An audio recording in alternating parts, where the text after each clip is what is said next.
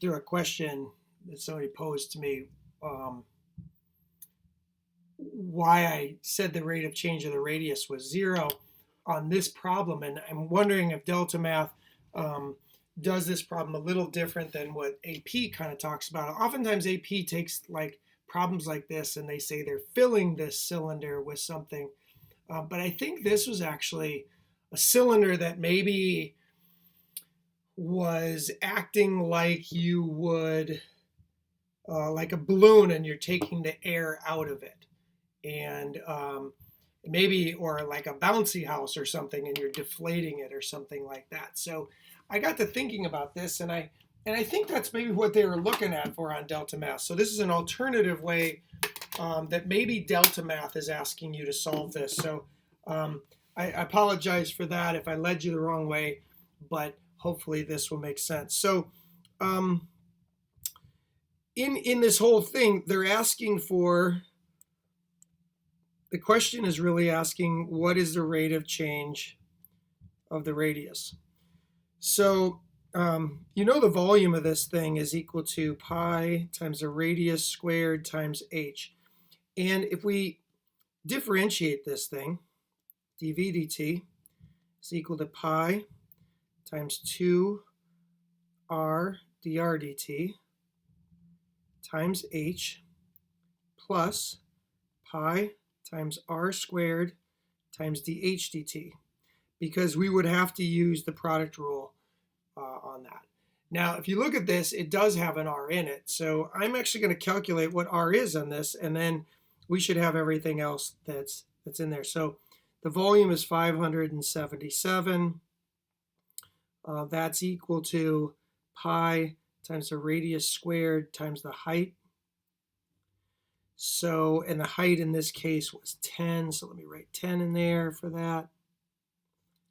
And I'm running out of room, so I'm going to do my best here. Let me go through this and write times 10 here. Okay, so there's that. So R is equal to 577 divided by 10 pi, and then we really want the square root of that because we'd have to take the square root of both sides. So that's what R would be. Now, if that's what they're looking for, then we're going to plug in everything that we have in this. dv dt is 2,000 negative 2,341 pi 2. R is the square root of 577 divided by 10 pi. We're looking for dr dt. H is 10 plus, and you got this square root. You actually have r squared in this case.